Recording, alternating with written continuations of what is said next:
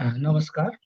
फरक शिविर संवाद कालेबुङको संयुक्त आयोजनामा सृजना शिविर 2020 हामी गरिरहेका छौँ र आज 13औं प्रकरणमा हामीले दशकको साहित्य शीर्षक लिएर आज यो कार्यक्रम गरिरहेका छौँ र आज हामी समक्ष हुनुहुन्छ वरिष्ठ समालोचक पेम्पा तामाङ सर। उहाँलाई म यहाँ स्टुडियोमा निम्ताउँछु।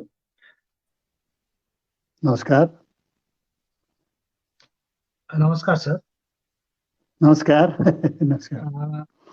हामीसँग वरिष्ठ कवि मनप्रसाद सुब्बा पनि केही क्षणमा जोडिनुहुन्छ, केही तकनिकी समस्याले गर्दा, र म सरबाटै सुरु गर्न चाहन्छु।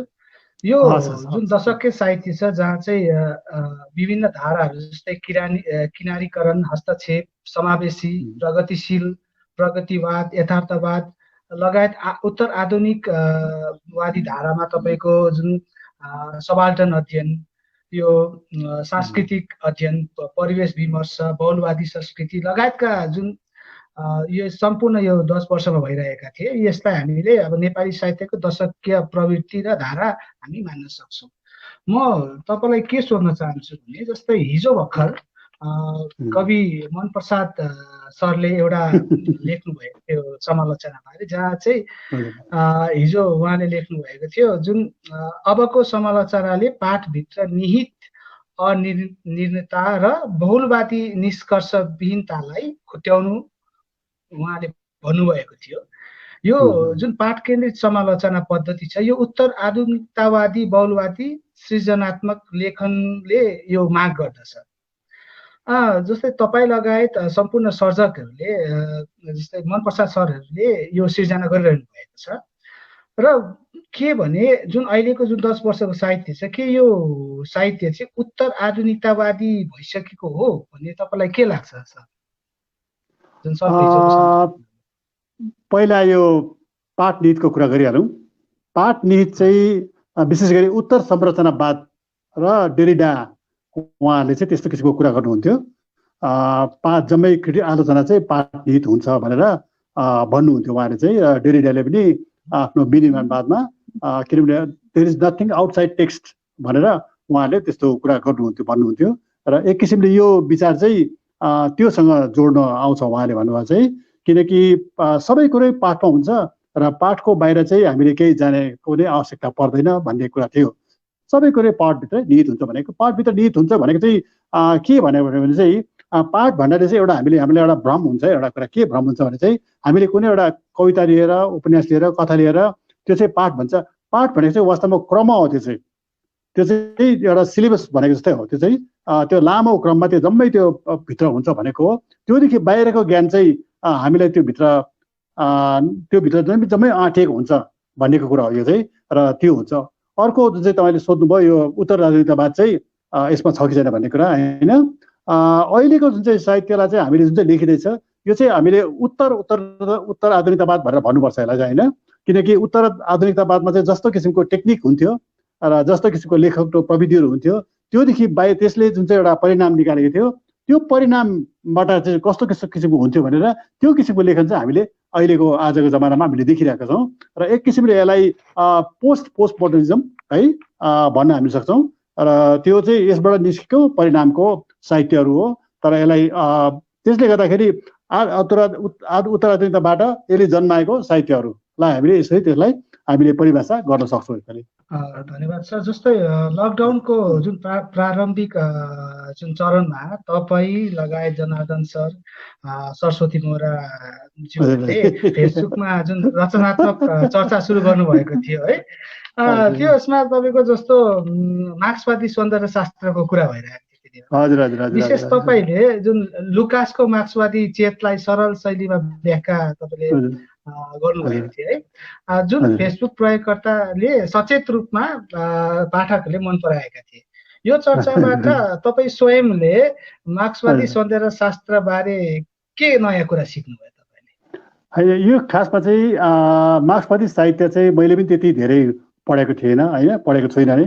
म आफूलाई त्यसमा मार्क्सवादीवादमा म त्यति आफूलाई त्यसमा पारङ्गत चाहिँ मान्दिनँ पनि होइन, मेरो पढ्ने अध्ययन हो। तर मलाई चाहिँ के लाग्छ भने मलाई चाहिँ मेरो रुचि चाहिँ केमा हुन्छ भने चाहिँ कुन पनि विचार छ त्यो विचारको विकास क्रम चाहिँ कसरी भएको छ होइन। र मार्क्सवाद चाहिँ अब कार्ल मार्क्स र फ्रेडरिक एङ्गल्स चाहिँ उहाँले जुन चाहिँ विकास भयो त्यसपछि चाहिँ त्यसको कसरी विकास हुँदै गयो भन्ने मेरो चासो हो। र त्यसमा विशेष गरी यो रोजा लक्जमबर्गको भयो, त्यसपछि आएर यो लुकासको भयो। लुकासको ठुलो महत्त्व विश्व साहित्यमा चाहिँ लुकासको ठुलो महत्त्व भनेर कुरा गरिँदो रहेछ। विशेष गरी क्लास कन्सियसनेस जुन चाहिँ वर्ग चेतना छ, वर्ग चेतना चाहिँ अब लुकासले के भनेको रहेछ भने चाहिँ कार्ल मार्क्सकोमा चाहिँ अब जुन चाहिँ मार्क्सिजममा चाहिँ वर्ग चेतना थियो, तर त्यो वर्ग चेतनाले चाहिँ पूर्ण रूपमा परिभाषित भएको थिएन, यसको पूर्ण रूप चाहिँ यसको विकास भएको थिएन। र त्यो विकास गर्ने सिद्धान्त चाहिँ उहाँले जिम्मा उठाएको जस्तो गर्नुभएको थियो होइन।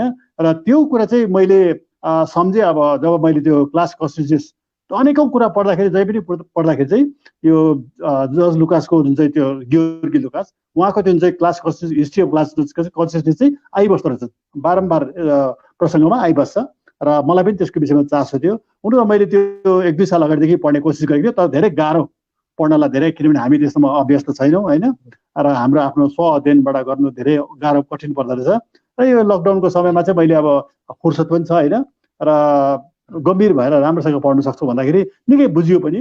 र जब मैले बुझ्दाखेरि चाहिँ मैले धेरै नयाँ कुरा जब बुझेँ मैले होइन, र मैले त्यो बुझेको कुरा चाहिँ जब मैले थाहा पाएँ भने चाहिँ मैले किन सेयर नगर्ने है भनेर त्यस कारण चाहिँ मैले त्यो राखेको हो। त्यसमा चाहिँ त्यो खासमा यसको त्यो उद्देश्य चाहिँ त्यो हो। त्यो चाहिँ हजुर जुन हजुरले जुन जहाँ लुकासको कुरा गर्नुभयो है, यहाँ अहिले हामी के कुरा गरिरहेका छौँ दशकको साहित्यमा, यहाँ यो विशेषतः भारतीय नेपाली साहित्यमा यो मार्क्सवादी चेतना, यो जुन उत्तर आधुनिकतावादी चेतनाहरू भएर लेखिएको जुन रचनाहरू, तपाईँ खासमा कुन रचना अहिले लेखिरहेको छ त दशकमा? यो जुन यो दशक भयो साहित्य, यसमा चाहिँ कुन रचनालाई बेसी फोकस दिइरहेछ?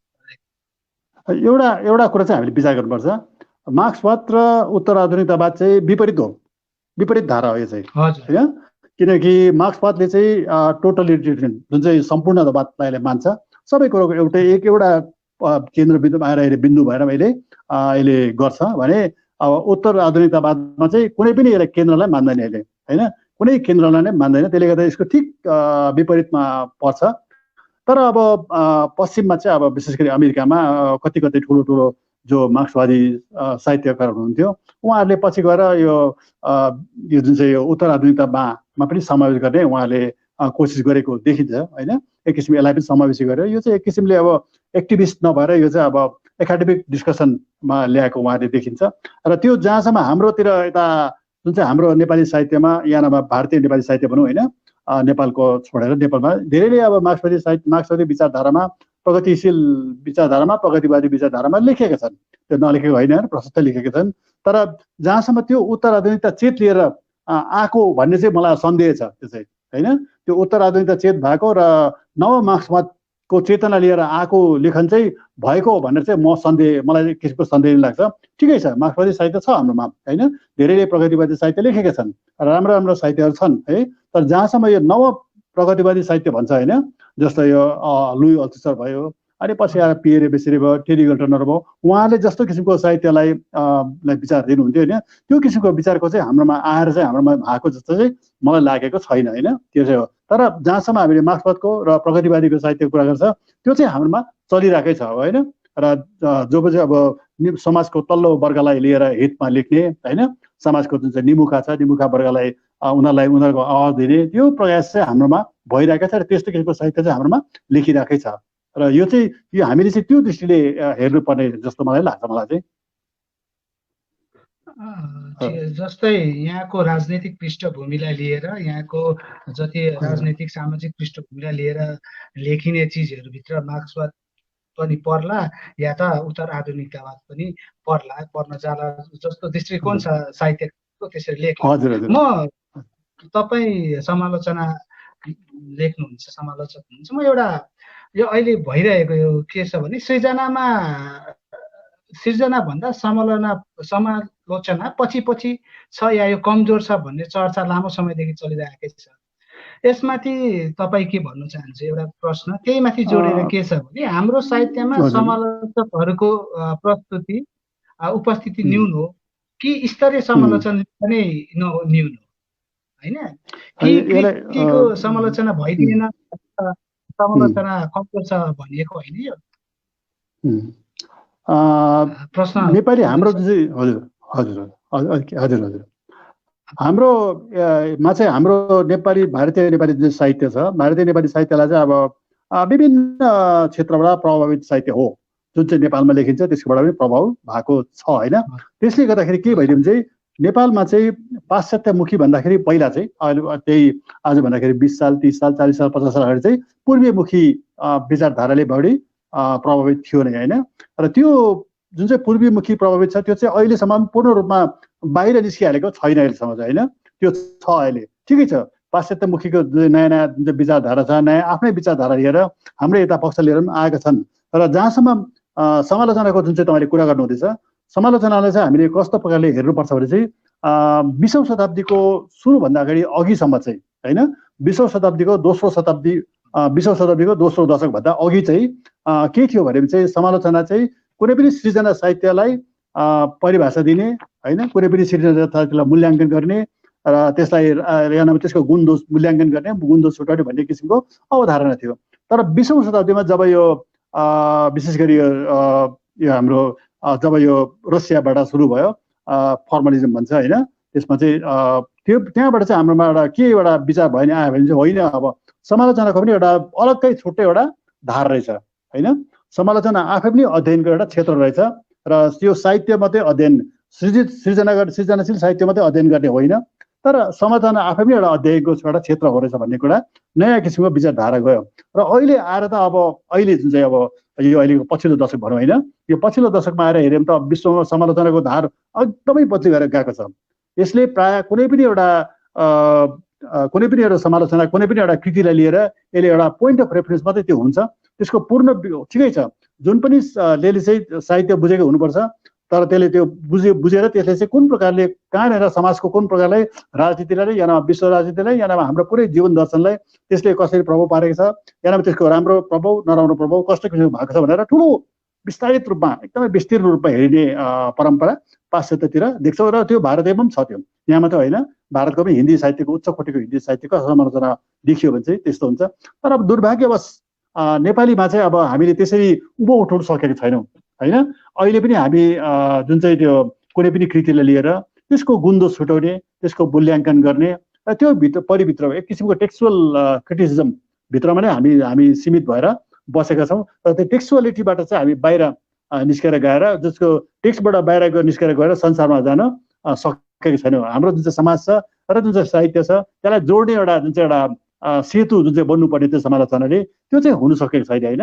हाम्रो विभिन्न ज्ञानको क्षेत्र त्यो चाहिँ भएको छैन र अहिले हुन त राम्रो समालोचना पनि हाम्रो युवा समालोचकहरूले लेखिरहेकै छन् उहाँहरूले होइन उहाँहरूले आफ्नो धेरैवटा नयाँ कुराहरू नयाँ विषयहरू उहाँबाट आइरहेकै छन् र यसलाई हामीले छैन भनेर चाहिँ भन्न सक्दैनौँ होइन भइरहेकै छ तर अब त्यसले जुन चाहिँ एउटा वाञ्छित छ एउटा जुन चाहिँ हाम्रो समाज होइन हाम्रो समाज र हाम्रो जुन चाहिँ हाम्रो समाजमा जस्तो किसिमको साहित्य रचिरहेको छ र त्यो जम्मैलाई साङ्गोपाङ्ग लिएर हिँड्ने किसिमको त्यस्तो किसिमको एउटा ठुलो किसिमको अभियान जस्तो चाहिँ भइरहेको छैन अर्को कुरा के पनि छ भने चाहिँ हाम्रो जति पनि समालोचना यता भइरहेको छ यो चाहिँ हामीले हाम्रो सीमित घेराभित्र मात्रै हामीले हेर्दैछौँ होइन हाम्रो जस्तो दार्जिलिङ भयो सिक्किम भयो कालिम्पोङ भयो या आसाम भयो त्यो सीमित घेराभित्र हामीले हेर्दैछौँ तर हामीले जुन चाहिँ हाम्रो जुन चाहिँ समाज छ यो हाम्रो सीमित घेरा मात्रै नभएर हामी ठुलो पुरै विश्वको विचार जुन चाहिँ विचार छ त्यसले पनि हामी प्रभावित भइरहेका हुन्छौँ होइन त्यो जम्मै समेटेर आउने खालको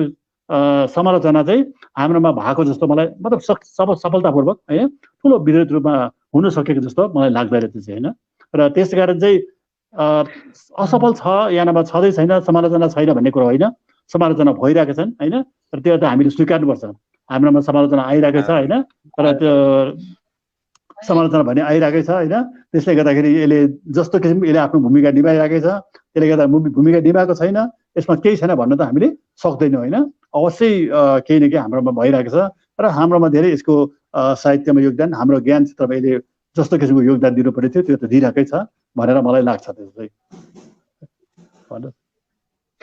सर जुन समालोचनाको कुरा गरियो हामीसँग मोहन प्रसाद सर पनि जोडिनु भएको छ। नमस्कार सर। हजुर नमस्कार नमस्कार नमस्कार नमस्कार नमस्कार सर सुन्नु हुँदैछ है? हजुर हजुर भन्नुहोस्। क्लियर आइरहेछ? सुन्दैछु, एकदम सुन्दैछु। सरलाई हजुर हजुर क्लियर आइरहेछ। सरलाई स्वागत छ। धन्यवाद। मन प्रसाद सरबाटै फेरि त्यही म अघि तपाईँको लागि एउटा प्रश्न राखिरहेको थिएँ। म त्यही कुरा नै तपाईँलाई सोध्न चाहन्छु सर। अच्छा भन्नुहोस्। तपाईँले हिजो भर्खर एउटा समालोचना सम्बन्धी जुन फेसबुकमा लेख्नु भएको थियो एउटा पोस्ट, जसमा चाहिँ जुन पोस्ट चाहिँ के रहेछ भने त्यो जुन पाठ केन्द्रित समालोचना पद्धति चाहिँ उत्तर आधुनिकतावादी बहुलवादी जुन सृजनात्मक लेखनलाई त्यो माग गर्ने विधि हो होइन? तपाईँ लगायत अन्य सर्जकहरूले यो सृजना गरिरहनु भएको छ त्यो धारामा। तपाईँलाई के लाग्छ यो दशकमा त्यो कारण त्यसले गर्दा यो दशकमा चाहिँ त्यसको यो नेपाली साहित्यको मूल प्रवृत्ति चाहिँ उत्तर आधुनिकतावादी भइसकेको हो? तपाईँको प्रश्न जो थियो त्यो यहाँनिर अलिकति लिङ्क राम्रो नभएर होला कि स्पष्टसँगले मैले सुन्न पाइनँ। तथापि अनुसारले तपाईँले के अरे समालोचनामा उत्तर आधुनिकतावादको प्रवृत्ति आएको छ छैन, सायद यही होला तपाईँको प्रश्न होइन र? नेपाली हाम्रो भारत विशेष गरेर भारतीय नेपाली समालोचना साहित्यमा यो उत्तर आधुनिकतावादी प्रवृत्ति जति देखिनु पर्ने थियो त्यति अहिलेसम्म देखिएको छैन। एक दुईजनाले त्यो गरिरहेका छन्, प्रयोग गरिरहेका छन्, कोसिस गरिरहेका छन्। अब उत्तर आधुनिकतावादी त्यसका प्रवृत्तिका तत्त्वहरू अनेक छन्, थुप्रै छन् र तीमध्ये केहीलाई लिएर काम हुँदैछ, गर्दैछ। जस्तै कि हाम्रो अब पेम्पा तामाङ सर जो हुनुहुन्छ अघि, उहाँले धेरै आफ्नो प्रकारले जुन उत्तर आधुनिकतावादी उहाँको जो चिन्तन छ त्यो चिन्तनलाई आफ्नो समालोचकीय लेखहरूमा कृतिहरूमा दिने प्रचेष्टा गरिराख्नु भएको छ। त्यसबाहेक अरू एक दुईजना छन्, तर जति त्यसमा हुनुपर्ने थियो समालोचकीय लेखमा त्यो विधामा जति हुनुपर्ने थियो त्यति भइरहेको छैन यता हाम्रोतिरबाट चाहिँ जस्तो लाग्छ। पेम्पा सर, जुन तपाईँले जुन अघि समालोचनाको कुरा गर्नुभयो, मलाई सोध्नु मन परिरहेको थियो के भनेपछि समालोचनामा पनि नेपोटिजम त हाबी नै रहेछ नि है सर?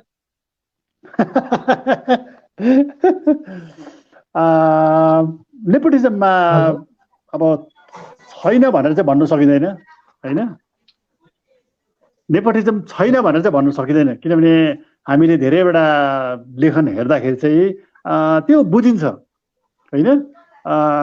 त्यो स्पष्ट बुझिन्छ कि यो चाहिँ अब नेपोटिजमकै आधारमा गरिएको हो, भाइ भतिजावादकै बादमा गरिएको हो, या नभए भाइ भतिजावाद अनेकौँ कुराहरू छन् त्यसको भित्रमै गरिएको भनेर बुझिन्छ होइन? एउटा कुरा चाहिँ अब के पनि हो भने चाहिँ हाम्रोमा चाहिँ अब एउटा गम्भीर साहित्य अध्ययन गर्ने परम्परा चाहिँ ज्यादै कम्ती छ, बुझ्नुभयो त? हाम्रोमा चाहिँ गम्भीर साहित्य अध्ययन गर्ने र गम्भीर साहित्यलाई राम्रोसँग बुझ्ने है। किनकि तपाईँले एउटा उदाहरण म तपाईँलाई के दिन चाहन्छु भने चाहिँ 20औं शताब्दीको थुप्रै अप्ठ्यारो उपन्यासहरूमध्येमा यो जेम्स जोइसको लेखेको र स्यामुएल बेकेटले लेखेको उपन्यासहरू छ होइन? नाटक त अब हाम्रो राजनारायण प्रधानज्यूले उहाँले लेख्नु भएको छ, तर उपन्यासहरू पनि छ उहाँको, एकदमै कठिन उपन्यासहरू हो तिनीहरू चाहिँ होइन? त्यस्तोको आलोचना चाहिँ नेपाली साहित्यमा खासमा त्यसको आलोचना आउनुपर्ने थियो।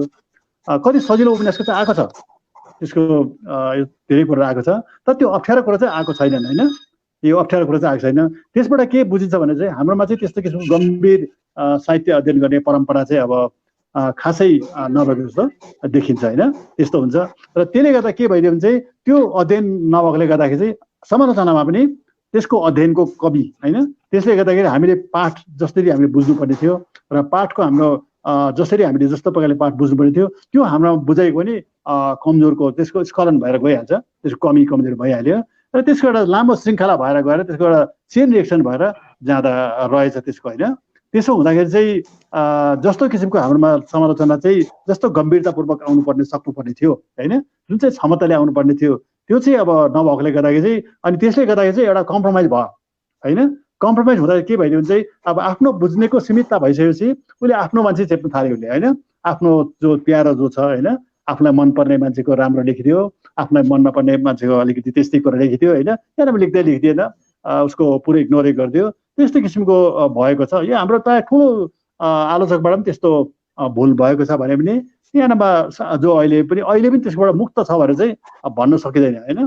त्यो चाहिँ छ, त्यो चाहिँ अब हामीले ठिकै छ, त्यसको त्यो कुन रूपमा छ कति हदमा छ त्यो हामीले भन्न सक्दैनौँ होइन, तर छैन भनेर चाहिँ भन्न सक्दैन हामी चाहिँ। म मनप्रसाद सरलाई सोध्न चाहन्छु, यो दशकको साहित्यमा विभिन्न धाराहरू आयो नि है, विभिन्न तपाईँको साहित्यिक धारा जस्तै किनारीकरण, हस्तक्षेप, यो समावेशी, प्रगतिशील, यो विभिन्न प्रकारका आए। सर यो आउँदाखेरि यो साहित्यले भनिन्छ नि जस्तो समावेशीले समावेशीको बढी बढाइ गर्ने, किनारीकरणले त्यसो गर्ने, या सबैले आफआफ्नो गर्ने, यो यसरी हेर्दाखेरि के साहित्यमा पनि नेपोटिजम त रहेछ नि है सर? यो भनौँ भने यो जुन चाहिँ लेखन प्रवृत्ति अर्थात् लेखन अभियानका कुराहरू जो आए विगत 10 वर्षभित्रको कुरा हो कि, अर्थात् विगत 10 वर्ष भन्नाले 10 वर्ष यो चल्दै गरेको 10 वर्षको सुरुवाततिर भनौँ, जुन हामीले किनारीय लेखनको अभियान सुरु गऱ्यौँ। सायद हाम्रो भारतीय नेपाली साहित्यमा यस्तो लेखन आन्दोलन चाहिँ तेस्रो आयामपछि यही नै सायद प्रमुख लेखन अभियान भएर देखा परेको जस्तो लाग्छ मलाई चाहिँ। हामीले जुन चाहिँ किनारीय अभियान सुरु गर्यौँ, लेखन अभियान, त यो त्यसअघि त्यसको सायद हाराहारी जस्तै भनौँ, या त 1 वर्ष 1.5 वर्ष अघि सुधीर छेत्रीहरूबाट, जय क्याक्टसहरूबाट यो जुन विचलनको लेखन सुरु भयो, तर विचलनको हामीलाई लाग्छ के भने स्पष्ट त्यसको अवधारणा, छर्लङ्ग बुझिने किसिमको अवधारणा हामीले पाएनौँ भन्ने पनि मलाई लाग्छ।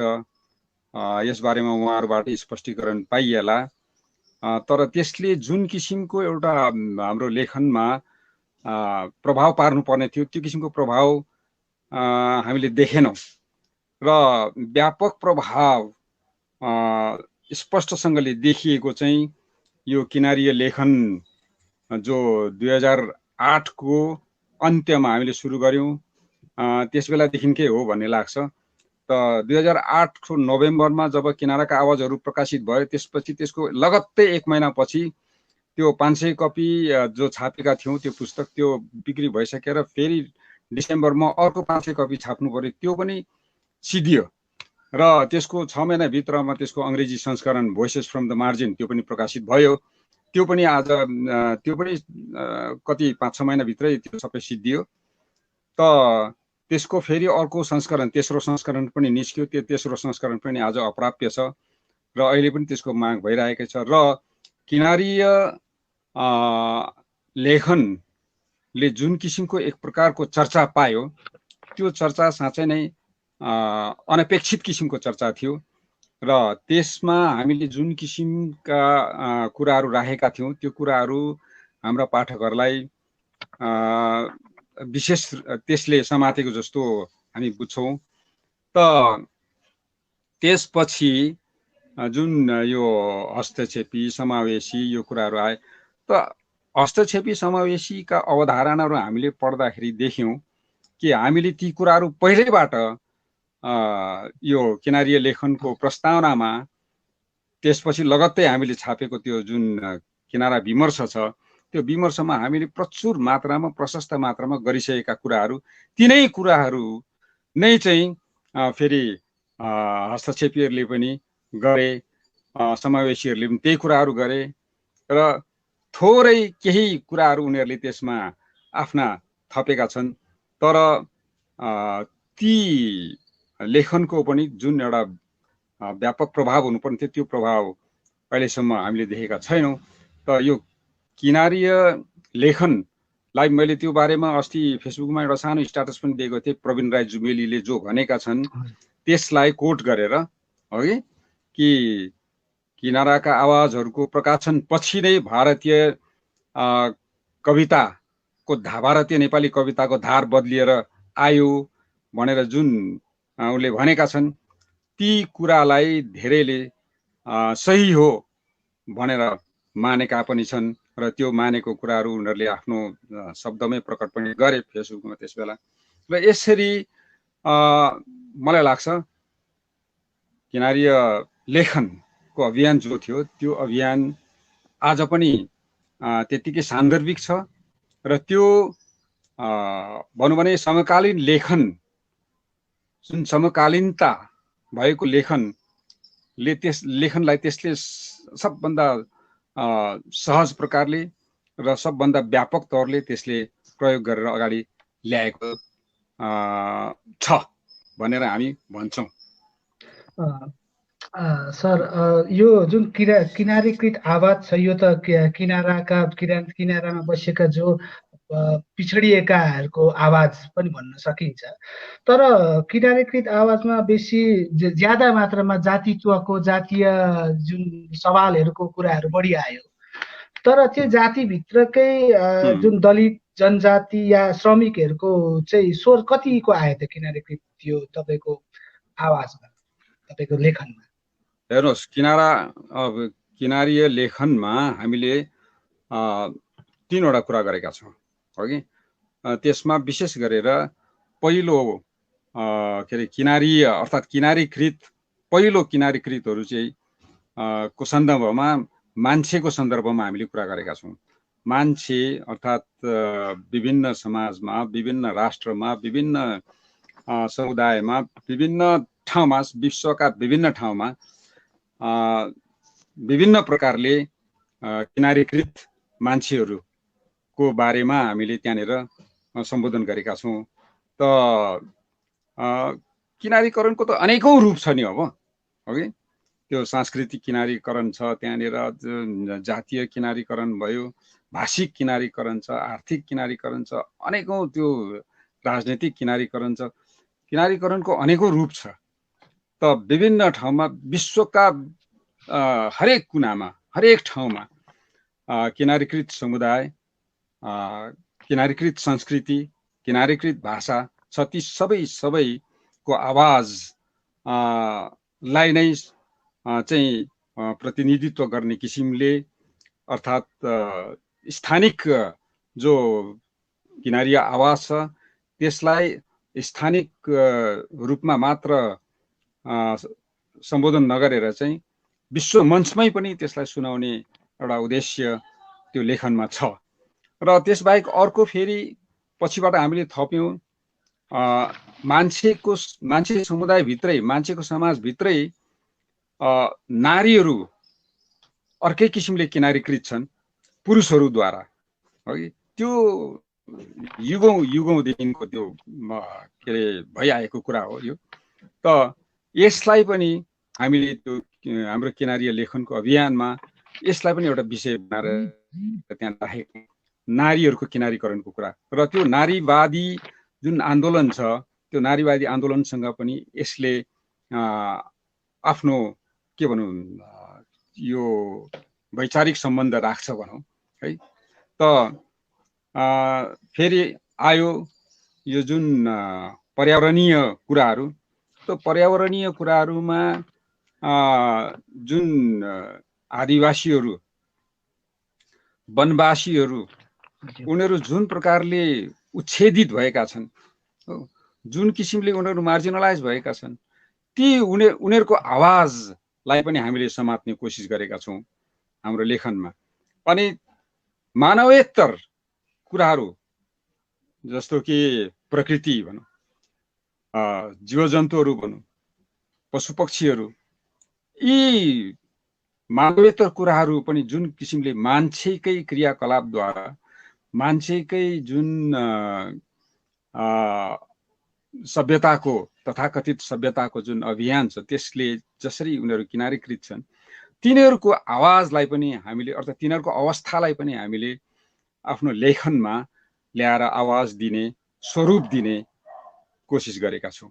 र यो किनारीय लेखन अभियानको एउटा व्यापक एउटा यसको क्षेत्र छ भनौँ। धन्यवाद सर।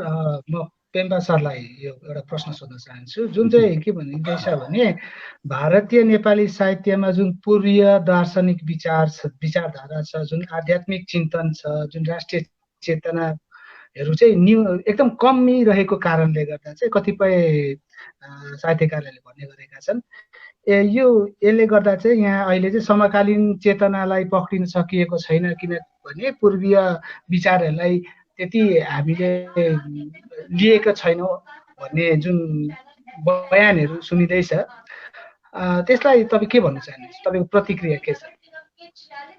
त्यो चाहिँ साँचो होइन, किनभने धेरैवटा तपाईँले अहिलेको युवाहरूको लेखन पनि तपाईँले हेर्नुभयो भने त्यसमा तपाईँले पूर्वीय आस्थाबाट लेखेको पुरा पाउनुहुन्छ।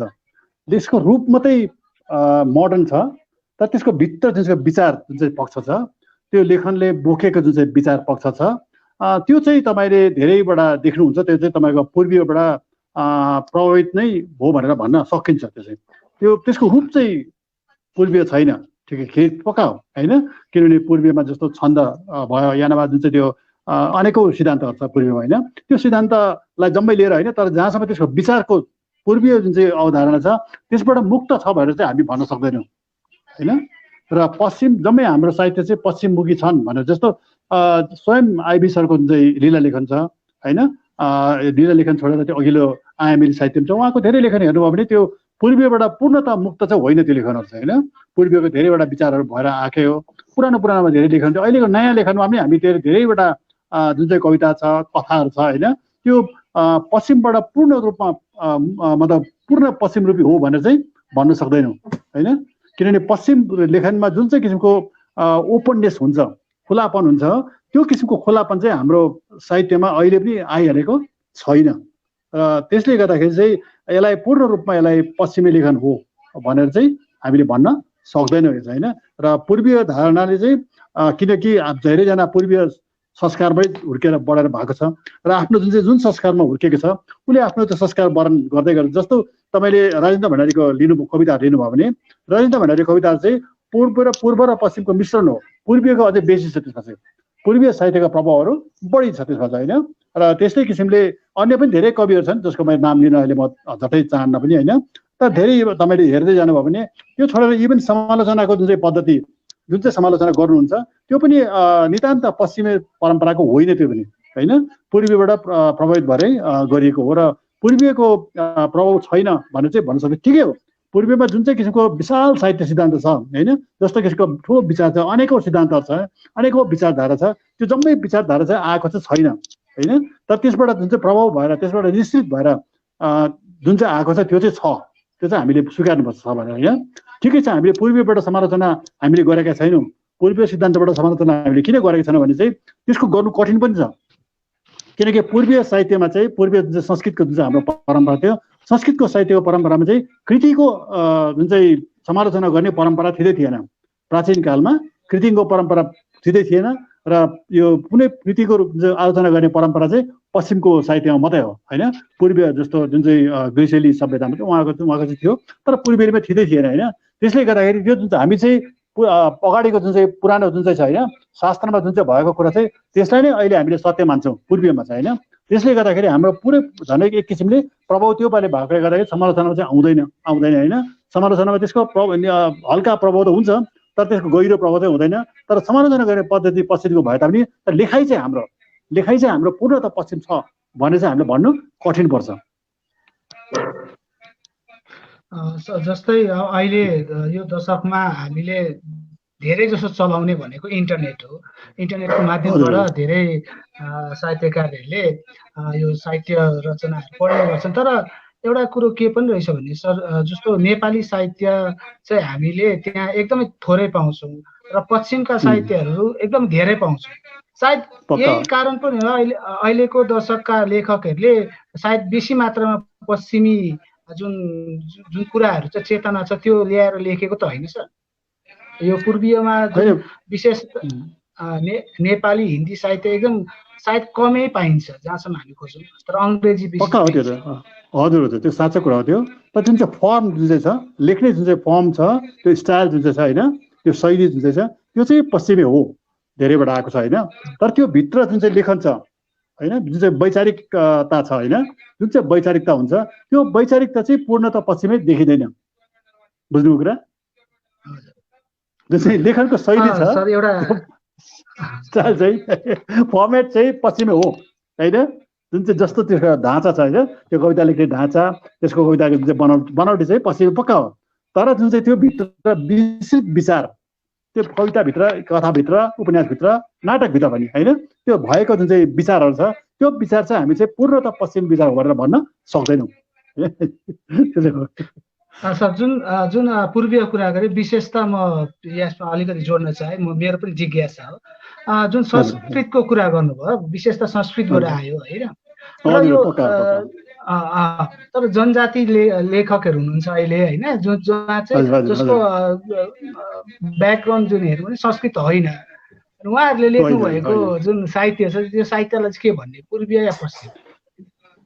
जनजाति साहित्य चाहिँ त्यसलाई चाहिँ तपाईँले नितान्त पूर्वीय र पश्चिमदेखि अलगै सोच्नुपर्छ। त्यो चाहिँ त्यसको वैकल्पिक साहित्य हो त्यो चाहिँ है। जनजाति साहित्य, दलित, जस्तै दलित साहित्य जुन चाहिँ दलित छ, दलित साहित्य भयो, जनजाति साहित्य भयो है, त्यो चाहिँ त्यसलाई चाहिँ वैकल्पिक साहित्य, यो पूर्वीयसँग मिल्दैन, पश्चिमसँग मिल्दैन होइन, मिल्दैन यो चाहिँ पटक्कै मिल्दैन होइन।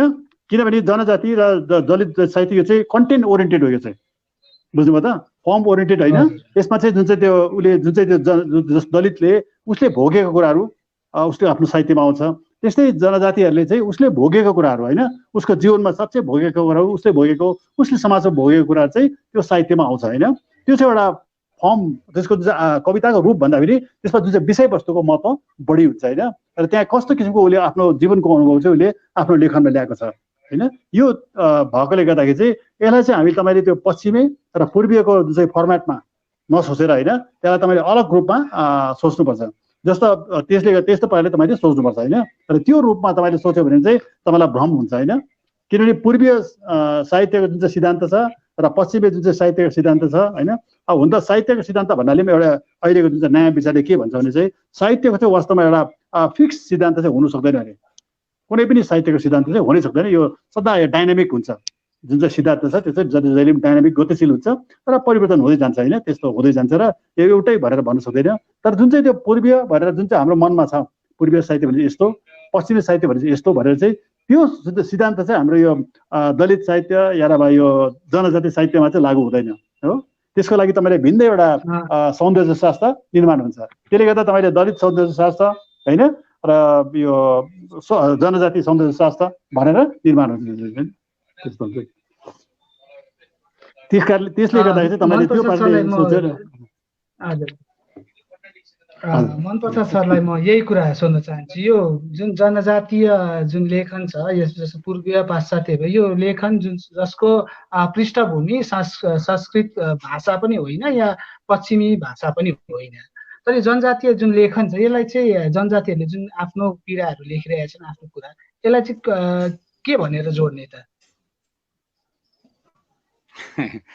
यो अहिले हाम्रा पेम्पाज्यूले भन्नुभयो जस्तो न यो पश्चिमी साहित्य सिद्धान्तसँग मिल्छ, न त यता पूर्वीय साहित्य सिद्धान्तसँग मिल्छ हो कि। र यो दुईटा चाहिँ एउटा यस्तो साहित्यको यस्तो मेन स्ट्रिम हो, एउटा पश्चिमको मेन स्ट्रिम, अर्को यता पूर्वीय मेन स्ट्रिम।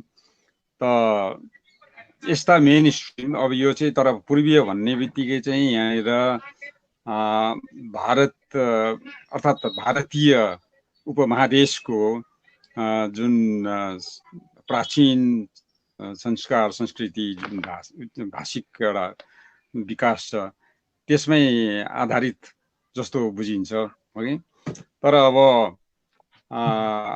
उता चाइना, जापान, कोरिया इत्यादि यो देशहरू पनि छ, त्यहाँनिर त अब यो न त पश्चिमको साहित्य सिद्धान्त खाप खान्छ त्यहाँ, न त यता पूर्वीय भन्नाले भारत को जुन साहित्य सिद्धान्त छ न त्योसँग नै खाप खान्छ होइन। उनीहरूको आफ्नै किसिमको साहित्य सिद्धान्त छ, चाइनाको, जापानको, कोरियाको होइन।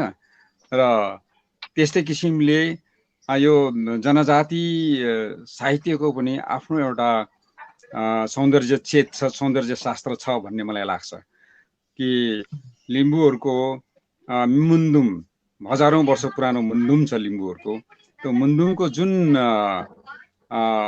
कविता छ मुन्दुम भनेको चाहिँ कस्तो भनेदेखि तपाईँले मुन्दुम हेर्नुभयो भनेदेखि थाहा पाउनुहुन्छ हरेक पङ्क्तिमा तपाईँ कविता पाउनुहुन्छ त्यहाँ र त्यसको आफ्नै किसिमको जुन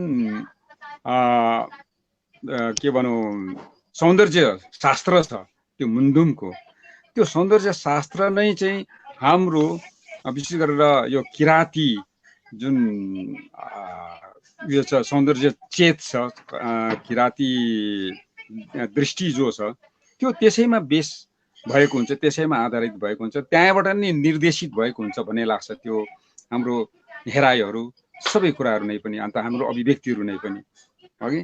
र यो दलित जुन सौन्दर्यको कुरा अहिले पेम्पाजीले गर्नुभयो, त्यो दलित सौन्दर्यको उनीहरूले भोगेको कुराहरूबाट उठेको उनीहरूको आफ्नो अनुभूतिबाट विकसित त्यो सौन्दर्य चेत हो त्यो।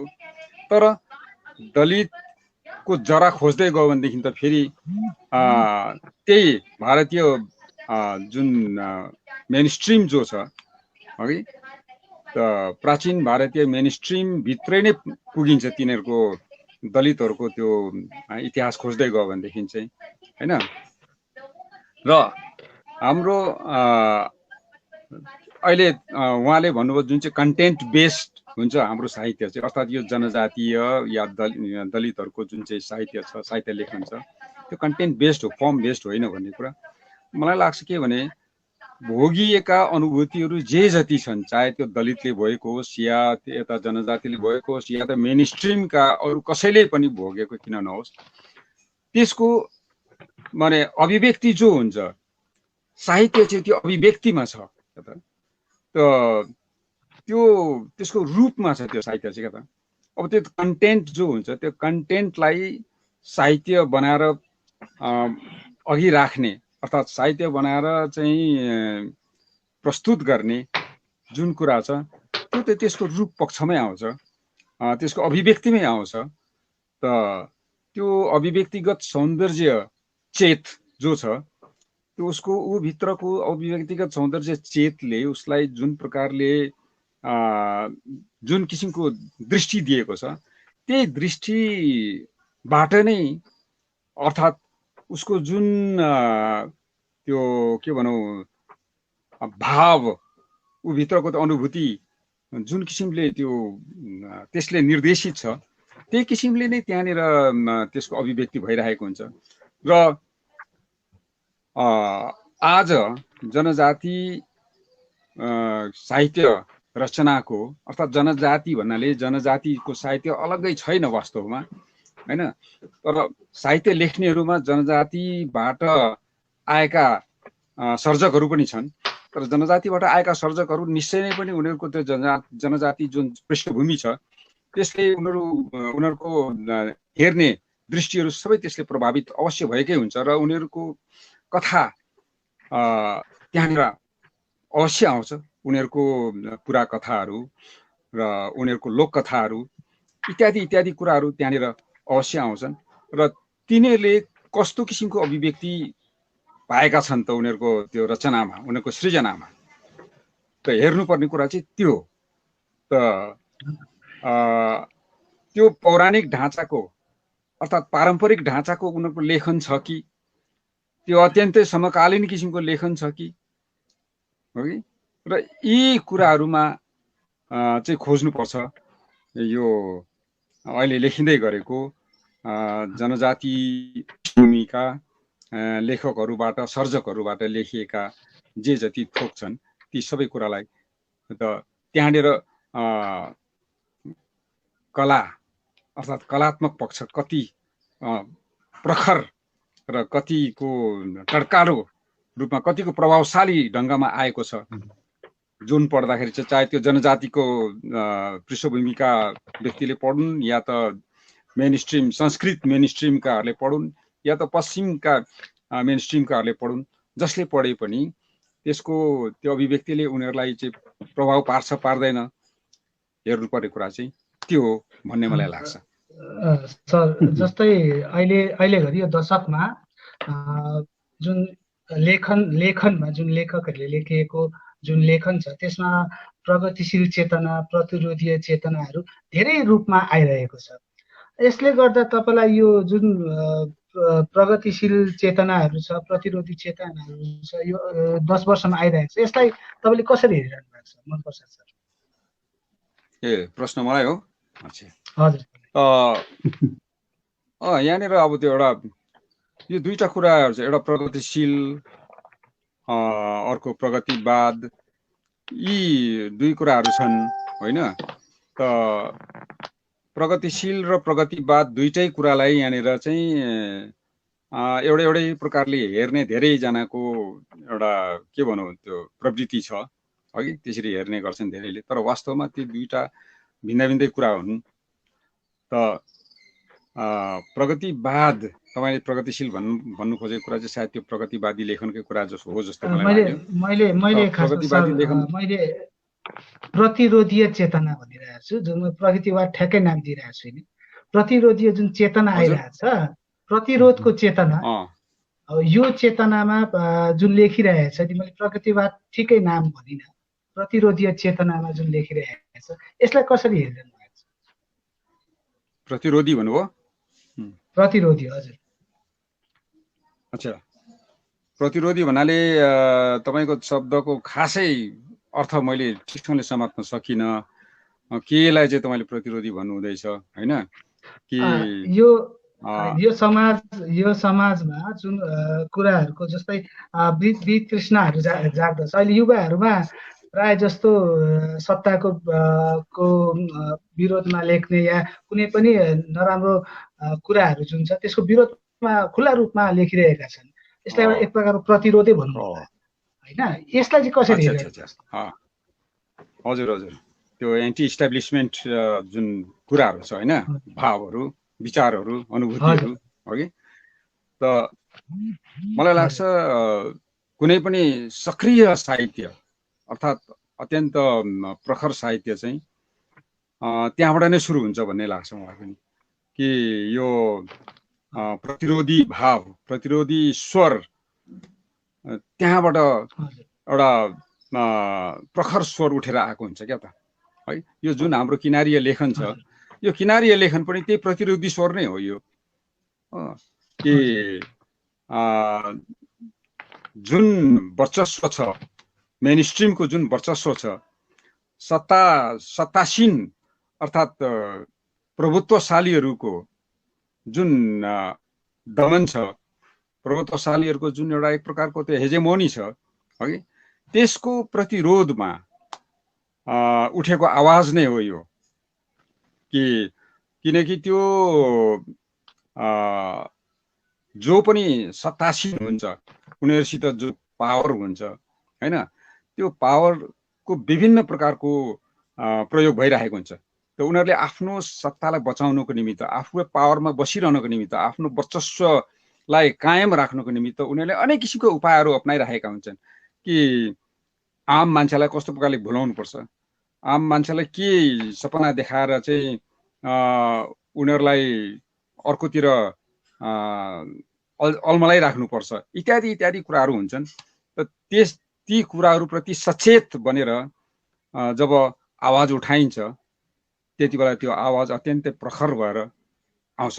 र त्यो किसिमको साहित्य सधैँ नै समकालीन साहित्यमा भनौँ या त समसामयिक साहित्यमा भनौँ, त्यो अत्यन्त जीवन्त भएर आउँछ त्यो किसिमको आवाज, त्यो किसिमको स्वर चाहिँ क्या त है। र जहाँनिर जुन समाजमा, जुन राष्ट्रमा चाहिँ यो प्रतिरोधी स्वर हुँदैन लेखनमा, त्यो लेखन सायद त्यति राम्रो प्रकारले विकसित भएर जान्छ भन्ने मलाई लाग्दैन क्या त। धन्यवाद सर। अब पेम्पा सरसँग जान चाहन्छु। यो जुन दशकमा यो जुन दशकको हामीले साहित्यको जुन कुरा गरिरहेछौँ, यसमा तपाईँले अन्य भाषीको साहित्यकार जस्तो हामी भित्रै भनौँ न, भारतभित्र अन्य भाषीहरू पनि छन्, त्यसको तुलनामा नेपाली साहित्यको यो एक दशकलाई तपाईँले कसरी हेर्नुहुन्छ? जहाँसम्म तुलनात्मक कुरा गर्नको लागि चाहिँ अब के छ भने यस्तो छ, जस्तो हिन्दी भयो अनि मराठी साहित्यहरू भयो, उहाँहरूले चाहिँ उहाँहरूको एउटा मार्केटले पनि धेरै प्रभाव पार्छ। बङ्गाली साहित्य भयो, मराठी साहित्य भयो, हिन्दी साहित्य भयो र नेपाली साहित्यको जस्तो मार्केट छ त्यस्तो किसिमको हुँदैन पनि होइन, जस्तो छ हुँदैन।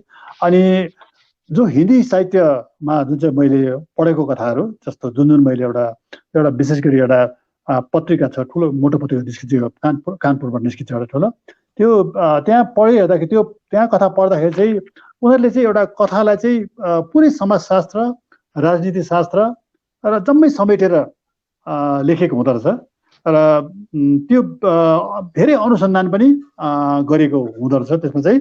र त्यही किसिमको कथाहरू चाहिँ अब त्यो किसिमको कथाहरू लेख्नु चाहिँ धेरै गाह्रो पनि हुन्छ, त्यो सहज हुँदैन होइन। र त्यसले गर्दाखेरि चाहिँ त्यस्तो किसिमको कथा चाहिँ हाम्रोतिर लेखेको छैन होइन। र उपन्यास त निकै मोटो हुन्छ, तर उपन्यास पनि त्यो किसिमको यस्तो अनेक अनुसन्धान गरेर लेखेको चाहिँ प्रायः मैले देखेको छुइनँ, जस्तो हिन्दीतिर, बङ्गालीतिर, मराठीतिर जस्तो किसिमको लेखेको छ। अनि एक किसिमले हाम्रो पाराले, तर पनि म के भन्न चाहन्छु भने चाहिँ हाम्रो पाराले होइन, हाम्रो जुन चाहिँ सीमितता छ, हाम्रो जुन चाहिँ लिमिटेसन जस्तो किसिमको छ, त्यसले गर्दाखेरि चाहिँ जति प्रयास भइरहेको छ त्यो राम्रै हो मेरो विचारमा चाहिँ, मलाई चाहिँ लाग्छ। किनकि साहित्यलाई हामीले ठुलो साहित्य र सानो साहित्य भनेर जुन चाहिँ एउटा मापदण्ड गर्छ, त्यो कोही बेला हामी भ्रममा पनि हामीलाई परिहाल्दो रहेछ। यो कोही बेला हामीले यो कतिवटा कुरा हामीलाई त्यस्तो हुन्छ हामीलाई होइन, किनकि अस्तित्व भन्ने कुरा चाहिँ हात्तीको पनि कमिलाको पनि एउटै हो होइन। र त्यो ठुलो क्षेत्रमा र सानो क्षेत्रमा भएको पनि, र नेपाली साहित्यले जस्तो किसिमले उनीहरूले कोसिस गरिरहेको छ, आफ्नो जुन प्रयास छ त्यो प्रयासलाई हामीले मान्नुपर्छ जस्तो किसिमको यहाँ हाम्रो भएको छ। र त्यसलाई हामीले नकार्नु चाहिँ हामीले सक्दैनौँ होइन, यहाँ हाम्रो जुन चाहिँ भइरहेको छ। र धेरै किसिमको प्रयोगहरू पनि हाम्रो साहित्यमा आए होइन, जस्तो गजल पहिला थिएन, अहिले भारतमा धेरैवटा गजल लेख्न थालिहाल्यो र त्यस्तो निकै धेरैले राम्रो राम्रो गजल पनि लेखिरहेको छ होइन। हुन त अब गजललाई विशुद्ध साहित्यको रूपमा जुन चाहिँ पोइट्री कविताहरू त्यसरी हामी लिन सक्दैनौँ होइन, तर पनि त्यो त्यस्तो किसिमको आइरहेको छ।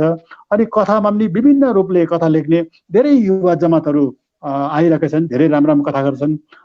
उदय थुलुङ भयो, हाम्रो यता सञ्जय विश्वजी भयो, उहाँले धेरै राम्रो राम्रो कथाहरू लेखिरहेका छन्। अनि युवा समूहमा पनि धेरैले राम्रो राम्रो कथाहरू दिइरहेका छन्, धेरै राम्रो राम्रो कविताहरू पनि उहाँको आएका छन्। यो साहित्य चाहिँ यो चाहिँ अब जहिले पनि विकासमुखी भएर जान्छ।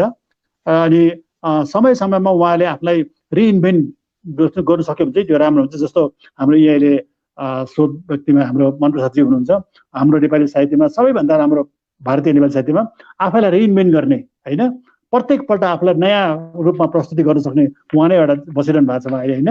उहाँ त्यस्तै किसिमको प्रत्येक हाम्रो अन्य कविले पनि उसरी आफूलाई नयाँ प्रत्येक नयाँ समय अनुसार चाहिँ आफ्नो समयको चाहिँ आफूलाई रिइन्भेन्ट गर्दै, आफूलाई नवीकरण गर्दै ल्याउँदै गयो भने त्यो विकास भएर जाने नै हो होइन, राम्रो हुने नै हो।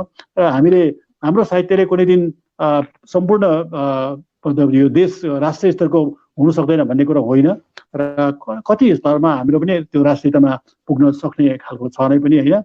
र हुनसक्छ विश्व स्तरमा पनि कोही बेला होला, तर भविष्यमा होला त्यो होइन। अहिले त्यसमा हामीले पुग्न नसके तापनि, तर पुग्न नसक्यो भने त सक्दैन हामीले होइन, तर हुनसक्छ हाम्रो कतिपय कारणले हाम्रो त्यस्तो पहुँच नभएकोले गर्दाखेरि होला, त्यस्तो हुनसक्छ।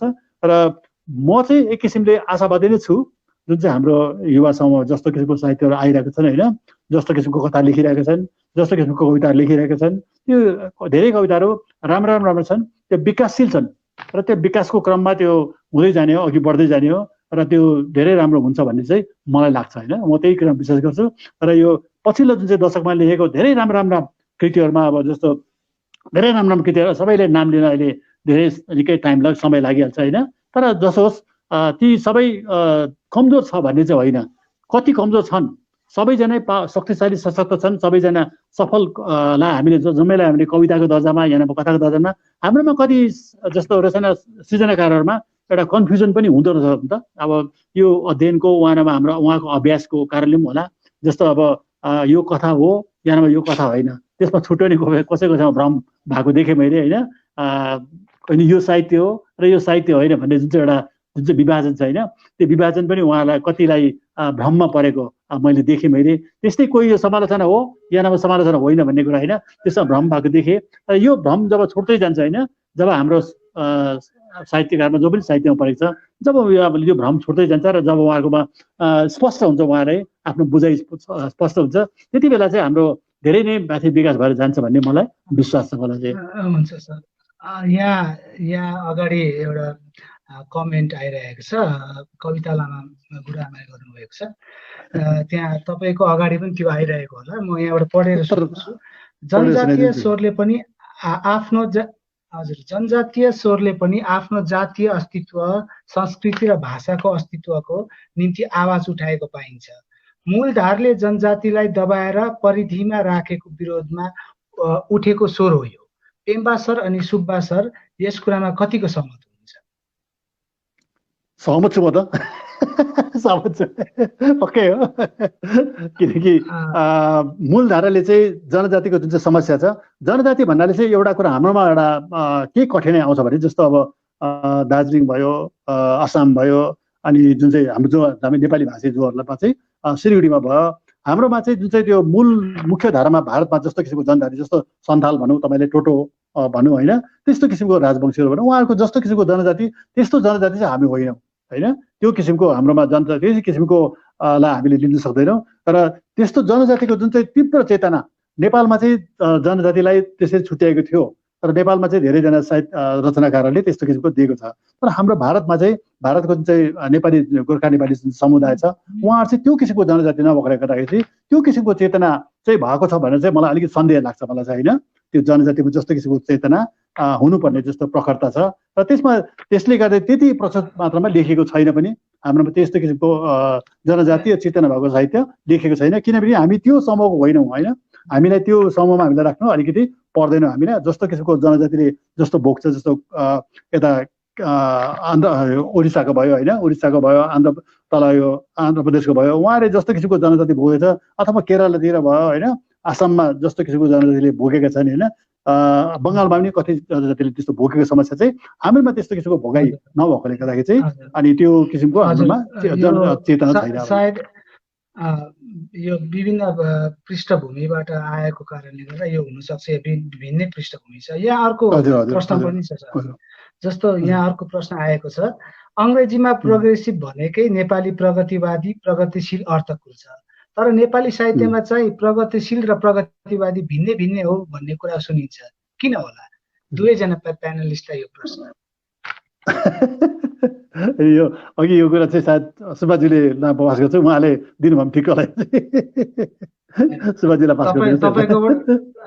तपाईँकोबाट पनि यो उत्तर चाहिरहेको छ नि।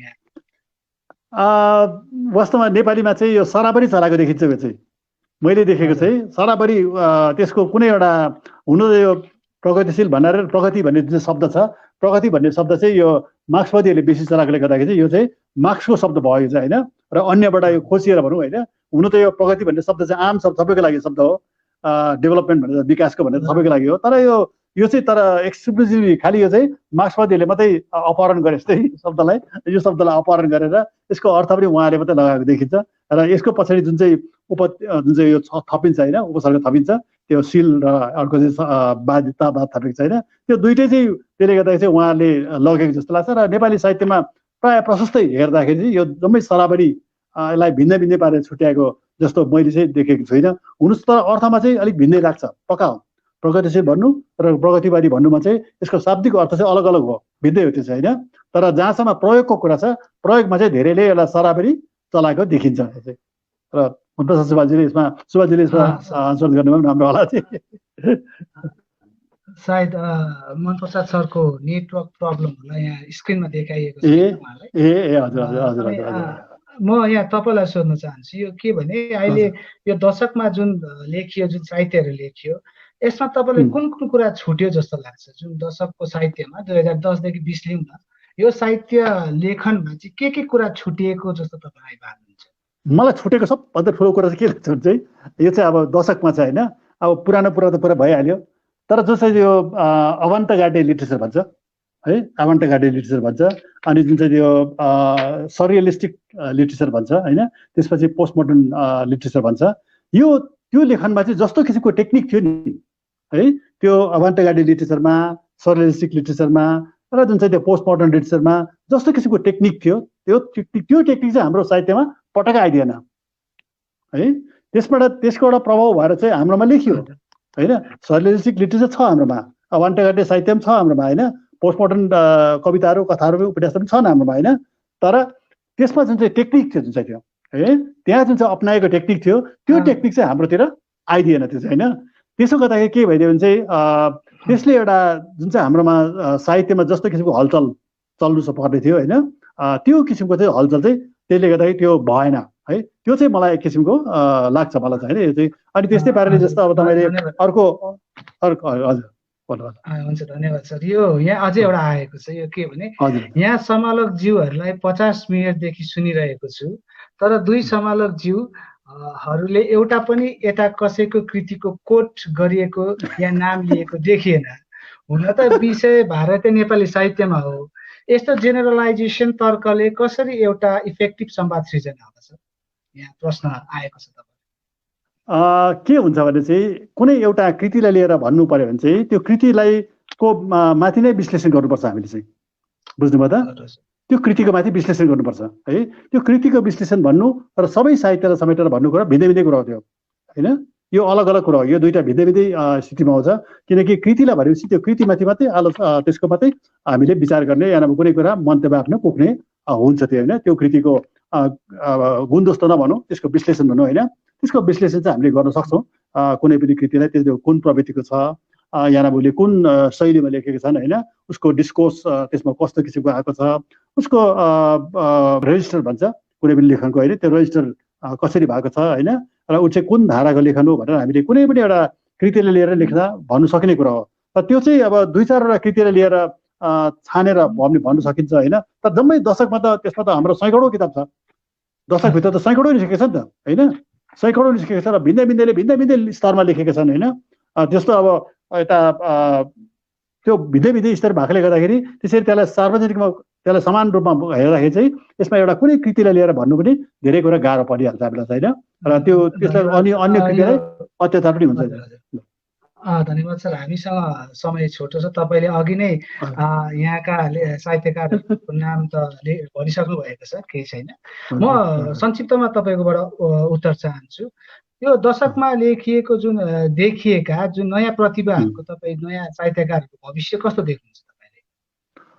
म चाहिँ उज्जवल देख्छु। म चाहिँ उहाँले धेरै राम्रा कृतिहरू आइरहेका छन् होइन। जस्तो अहिले प्रणय शङ्करजी उहाँले लेख्नु होइन, उहाँ पनि एउटा राम्रो कवि हुनुहुन्छ र एउटा राम्रो टिप्पणीकार पनि हुनुहुँदो रहेछ, आलोचक पनि हुनुहुँदो रहेछ होइन।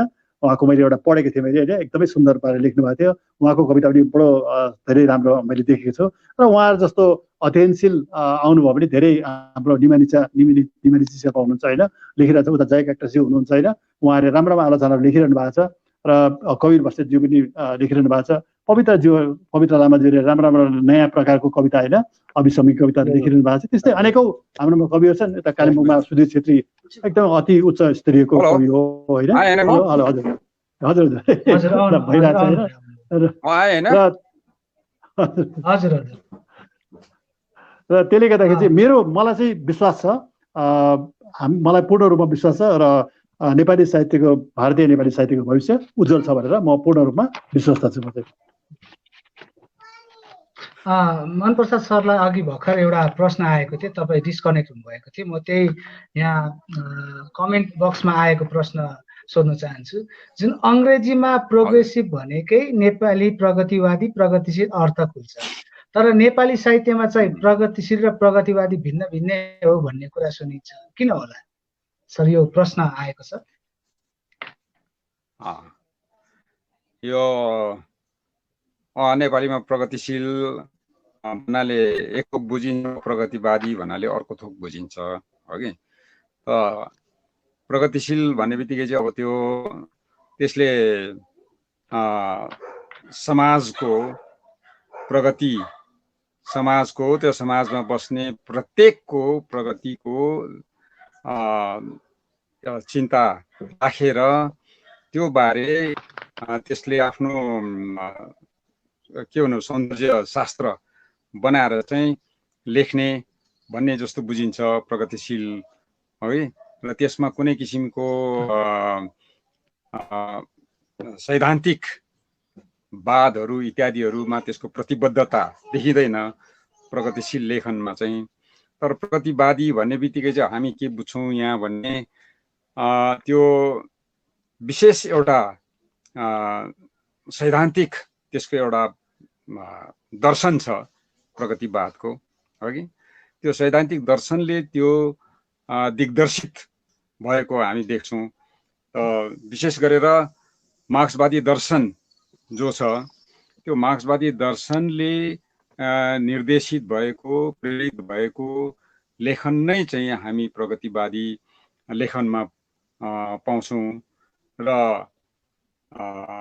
त्यसको अब मार्क्सवादको जुन एउटा सिद्धान्त छ त्यसले दिग्दर्शित जो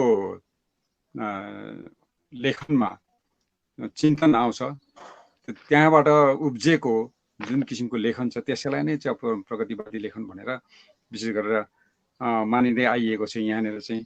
त उहाँ पश्चिममा प्रोग्रेसिभ लिट्रेचर भन्नाले पनि अब हामीले जुन यहाँ प्रगतिशील लेखन बुझ्छौँ त्यही नै बुझिन्छ।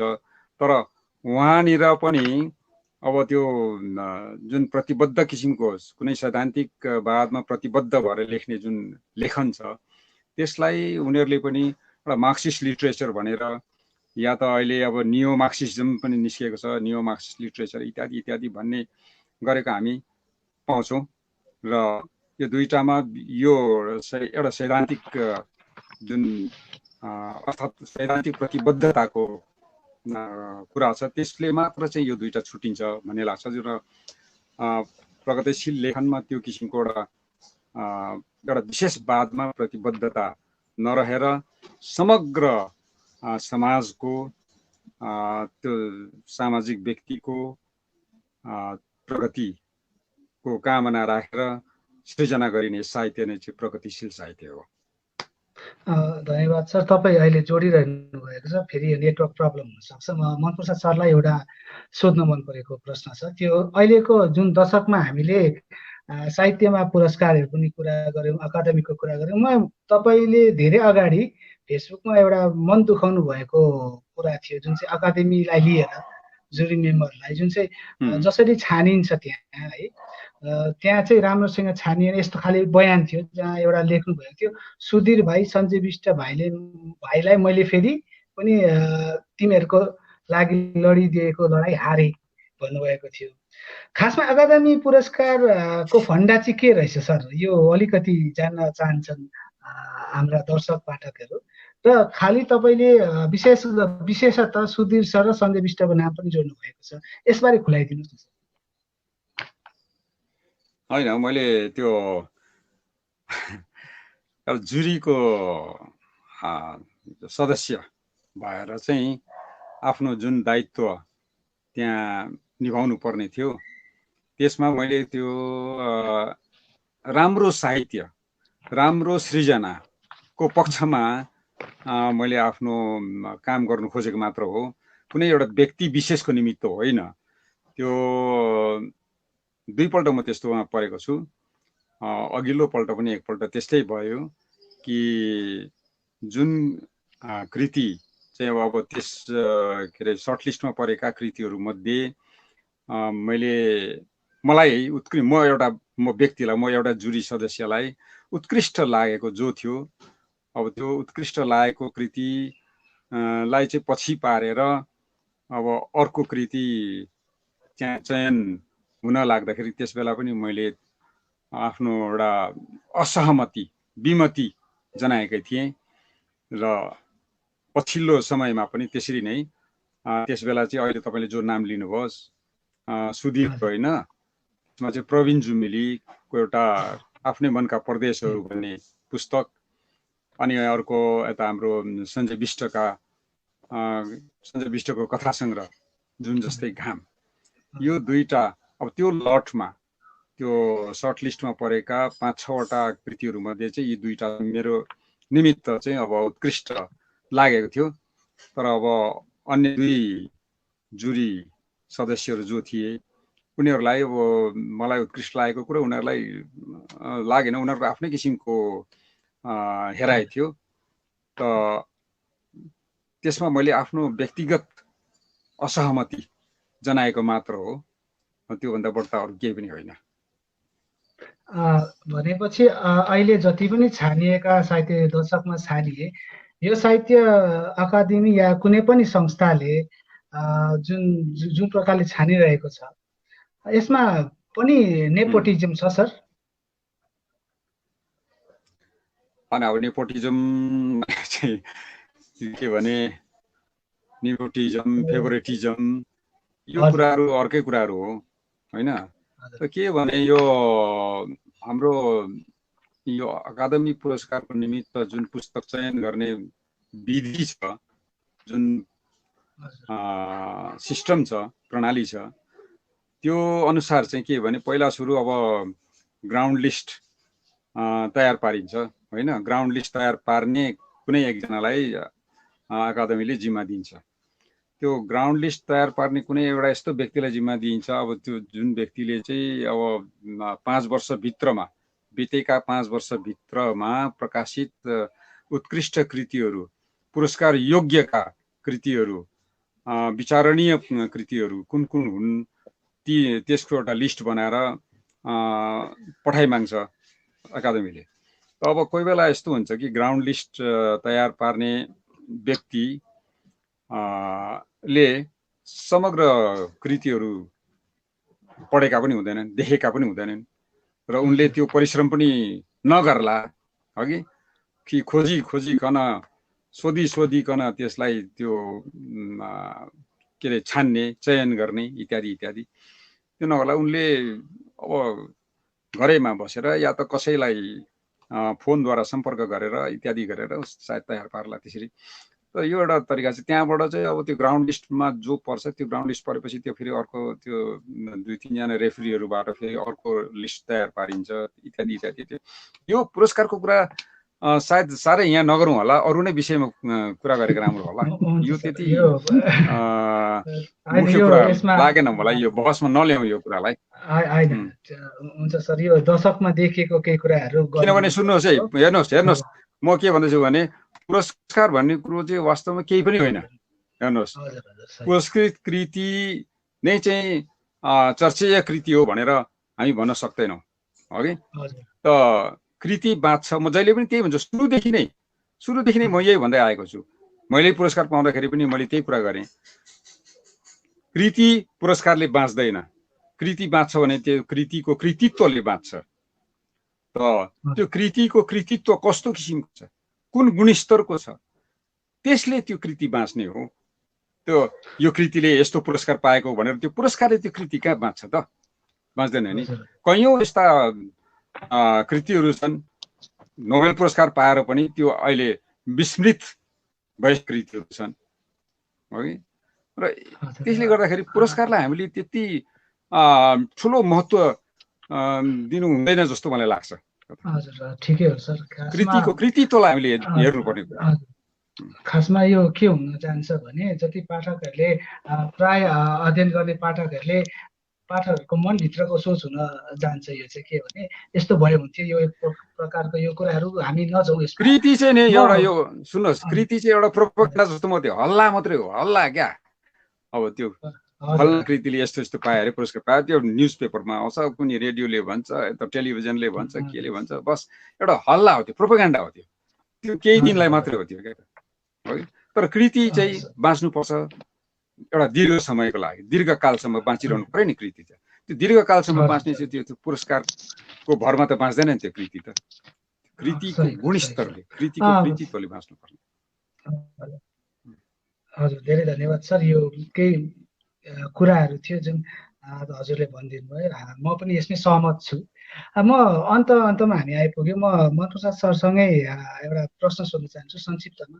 अबको जुन दशकको साहित्य त हामीले हेऱ्यौँ, यसले हेर्दा चाहिँ अबको उताको साहित्य चाहिँ को भविष्य कस्तो लाग्छ? कुनै पनि भविष्य निर्धारित हुन्छ भनेदेखि, अर्थात् त्यो कुनै पनि भविष्यको अनुमान लाउन कुनै कुरो छ भनेदेखि त्यो चाहिँ वर्तमान समयमा हाम्रो साहित्यको अवस्था कस्तो छ, साहित्यको प्रगति के कति भइरहेको छ, त्यसैमा निर्भर गर्छ कि आउने समयमा चाहिँ हाम्रो साहित्य कतातिर जान्छ। अर्थात् हाम्रो साहित्य को गति ऊर्ध्व गति हुन्छ कि अधोगति हुन्छ कि इत्यादि इत्यादि, त्यो वर्तमानले नै त्यसलाई सङ्केत गरिरहेको हुन्छ भन्ने मलाई लाग्छ। र अहिलेको हाम्रो जुन एक दशकभित्रको जुन साहित्य सृजना हामी देखिरहेका छौँ भारतीय नेपाली साहित्यमा, हगि, र यो अत्यन्त उत्साहप्रद देखिरहेका छौँ हामीले। कवितामा धेरै राम्रो प्रकारको सृजनाहरू आइरहेको छ। कथाहरूमा पनि युवा कथाकारहरू एकदमै राम्रो प्रकारले आइरहेका छन्। र यो सबभन्दा बढी टाक्सिएको विधा चाहिँ छ नाटक है। नाटकमा म देख्छु अहिले समकालीन हाम्रो नाटककारहरू छैन बराबर छ। नाटकमा जे जति काम गरिरहेका छन् अहिले हाम्रो खरसाङका राजु हिमांशु एकजना एक्लो एउटा व्यक्ति छन्। उनले नाटकमा धेरै प्रयास गरिरहेका छन्। थुप्रै नाटकका कृतिहरू पनि उनले प्रकाशित गरिसकेका छन्। उता सिक्किमतिर पनि केही नाटककारहरू छन्। तर उल्लेखनीय नाटक यहाँ अहिले पनि भएको छैन भन्नुपर्छ जस्तो लाग्छ मलाई। म यो अन्तिम प्रश्न सोध्न चाहन्छु दुवै सर्जकहरूलाई। यो के भने, यो बितेका दशकमा जुन इन्टरनेट र सोसियल नेटवर्किङको जुन प्रभाव छ नि, यसको सकारात्मक पक्ष र नकारात्मक पक्ष संक्षिप्त रूपमा म जान्न चाहेको। मनप्रसाद सर, यो इन्टरनेट सिस्टमको कुरा गर्नुभयो होइन? हजुर। र यसको यो प्रयोगमाथि निर्भर गर्ने कुरा हो। यसलाई कसरी प्रयोग गर्नुहुन्छ तपाईँ, होइन? र यो जो सुविधा छ हामीलाई यो इन्टरनेट सिस्टमले अथवा यो साइबर टेक्नोलोजीले जुन किसिमको सुविधाहरू हामीलाई दिइरहेको छ, त्यसको सदुपयोग, त्यसको राम्रो प्रकारको प्रयोग हामीले जति गर्न सक्यौँ त्यति नै हामीलाई फाइदा हुन्छ। र त्यसको प्रयोग त अब अहिले हामीले गरिरहेको जस्तो अब अहिले यो हाम्रो वार्ता चलिरहेको छ है, यो त्यसै मार्फत भइरहेको छ होइन? र यस्तो जस्तो कि कयौँ सोसल मिडियाहरू छन्, यो फेसबुक जस्ता है, स्काइप जस्ता, यो ट्विटरहरू, युट्युबहरू इत्यादि चलिरहेको छ। आज के अरे सङ्गीतकारहरूले, गायकहरूले अब पहिलाको त्यो जुन पारम्परिक ढङ्गको त्यो उयो निकाल्ने रेकर्ड सिस्टमहरू, यो के अरे सिडी निकाल्ने इत्यादि गर्ने, त्यो सबै हराएर गयो। त अब सोझै उनीहरूले यो इन्टरनेटमा अर्थात् युट्युबमा इत्यादि मार्फत उनीहरूले सारा संसारभरि प्रचार पाइरहेका छन् है। त अत्यन्त द्रुत गतिमा यसको प्रचार प्रसारको काम यसबाट जो हुँदैछ, भइरहेको छ, यो हाम्रो निमित्त अत्यन्त लाभकारी पनि छ, अत्यन्त लाभदायक पनि छ। अनि यसले तर अर्को के भनेदेखि हाम्रो सोचाइमा, कतिपय क्रियाकलापमा एउटा सस्तोपन पनि ल्याएको छ क्या त, एउटा हल्कापन पनि ल्याएको छ यसले है। मान्छेमा त्यो धेरै समय लगाएर चिन्तन गर्ने, गम्भीरतापूर्वक कुनै कुरोलाई हेर्ने, अध्ययन गर्ने, गम्भीरतापूर्वक कुनै कुरोलाई त्यसको आफ्नो सृजनशील क्रियाकलापमा पनि गम्भीरतापूर्वक लाग्ने इत्यादि नभएर चाहिँ यसले हामीलाई छिनछिनमा हाम्रो समय मागेर लगिरहेको छ। घरिघरि हाम्रो समय यसले हामीलाई डिस्टर्ब गरिरहेको छ यसले है। र त्यसको नकारात्मक पक्ष भनेको चाहिँ त्यो हो, तर त्यो पनि अब यसको त के भन्नु र, हामी जो प्रयोगकर्ताहरू जो छौँ, यसलाई चलाउनेहरू जो छौँ, हामीले त्यसलाई त्यो प्रकारले प्रयोग गरिरहेका छौँ है। त एउटा आफूलाई नै एउटा क्या सस्तो प्रचार प्रसारको शिकार पनि हामीले आफूलाई बनाइरहेका छौँ यही माध्यमबाट। नत्र भनेदेखि त्योबाट हामी आफूलाई नियन्त्रणमा राख्ने हो भनेदेखि, यसलाई सठिक प्रकारले प्रयोग गर्ने हो भने, उपयोग गर्ने हो भनेदेखि यो अत्यन्त उपयोगी कुरो हो। धन्यवाद सर। म पेम्पा सरसँग यसको उत्तर चाहन्छु संक्षिप्तमा। फेसबुक इन्टरनेटले धेरैलाई सुविधा त पुर्याएकै छ, यो त कसैलाई नो डाउट अबाउट इट, कसैलाई यसमा कोही विवाद छैन। तर यसले एउटा मैले देखेको यसको दुर्गुण चाहिँ के देखेको छु भने चाहिँ धेरैजना यसमा ओभर डिपेन्डेन्ट भएको देखेँ मैले। उनीहरूलाई चाहिएको भन्दाखेरि बेसी यसमा निर्भर रहेको देखेँ मैले। अनि जस्तो तपाईँलाई म बैरागी काँडा र टिएस सिलेटको उदाहरण दिन्छु। उहाँहरूले चाहिँ एउटा कविता लेख्नलाई चाहिँ महिनौ लगाउनुहुन्थ्यो अरे नि त। बैरागी काँडाले पनि टिएस सिलेटले महिनौ लगाउनुहुन्थ्यो। अहिले चाहिँ फेसबुकमा चट्टै ती कविता लेख्यो, ती प्रकाश भइहाल्यो। त्यसो गर्दाखेरि चाहिँ धेरै ठाउँमा त्यो कवितामा जस्तो किसिमको बिम्ब, प्रतीक, बिम्ब त्यसमा आउनुपर्ने थियो होइन, जस्तो किसिमको गम्भीरता आउनुपर्ने थियो, त्यो गम्भीरता चाहिँ भएन। त्यो चाहिँ अब सक्तो मनको भावना, एउटा मनलाई आफूलाई जे लाग्यो त्यस्तो किसिमको सटै आयो भन्ने जस्तो भयो। धेरैलाई हुन त उनीहरूले आफ्नो एउटा प्लेटफर्म चाहिँ पायो, धेरैले एउटा उनीहरूले एउटा मञ्च पायो होइन, जसले आफ्नो लेखनहरू प्रकाशित गर्न सक्दैन थियो, तर उहाँले यसमा मञ्च त पाए नै। र त्यो चाहिँ सकारात्मक यसको पक्ष हो। यसले धेरैलाई, अनि धेरैलाई अहिले प्रसिद्धि पनि दिलाएको छ, धेरैलाई यसैबाट नै, यही मञ्चबाट नै। अनि यो यसको सकारात्मक पक्ष भने, नकारात्मक पक्ष चाहिँ यसले अघि सुभाष सरले भन्नुभयो भने कि यसमा गम्भीरता चाहिँ यसले धेरै नै कमी ल्यायो र जुन चाहिँ गम्भीर अध्ययनमा रुचि बढेर गएर घटेर गयो। किनकि मैले धेरैवटा लेख देखेँ जो चाहिँ अब विशेष गरी विकिपेडिया मा प्रयोग गरेर उहाँले त्यसबाट जुन चाहिँ सोर्स इन्फर्मेसन, सूचना चाहिँ त्यहाँबाट सोर्स गरेर लेखेको हुँदो रहेछ। त्यो विकिपिडियामा चाहिँ कतिपल्ट चाहिँ सही सूचना हालेको नहुँदो रहेछ, र त्यो गलत सूचना नै पछि आफ्नो लेखमा पनि समावेश गर्दाखेरि चाहिँ त्यो पाठकले चाहिँ अब त्यो पत्याएर लेख पढ्छ होइन, तर त्यसमा गलत सूचना आउँछ। यस्तो किसिमको भइरहेको चाहिँ मैले देखेको छु। र यसलाई हामीले जिम्मेवारपूर्वक यसलाई प्रयोग गऱ्यो भने यो नराम्रो चाहिँ होइन, यो राम्रो हो, यो हामी सबैको निम्ति भलाइकै कुरा हो भन्ने मलाई लाग्छ। यो चाहिँ र यसले हाम्रो युवावर्गलाई धेरै ठुलो सहायता पुर्याएको छ भनेर चाहिँ म मान्छु यसलाई चाहिँ। धेरै धेरै धन्यवाद सर। आज खासमा दशकको साहित्यबारे बोल्नुपर्ने हामीले विषय छानेको थियौँ, तर एउटा इन्टरनेटको एउटा त विषय त समय हो। हामीले 1 घन्टाको समयमा यो ठुलो विषयलाई त्यति पक्रिन सकिरहेको छैनौँ, र अलिअलि भए पनि हामीले यो कुरा गऱ्यौँ। र आज मन प्रसाद सर अनि पेम्पा सर दुवैलाई म धेरै धेरै धन्यवाद दिन चाहन्छु। आज यस्तो बहुमूल्य समय हामीलाई दिनुभयो हजुरहरूले, र आगामी दिनमा पनि हामी यसबारे कहीँ कतै गएर हामी चर्चा गर्ने नै छौँ। र आजको निम्ति म यहाँबाट बिदा लिन चाहन्छु। यहाँहरूलाई धेरै धेरै धन्यवाद।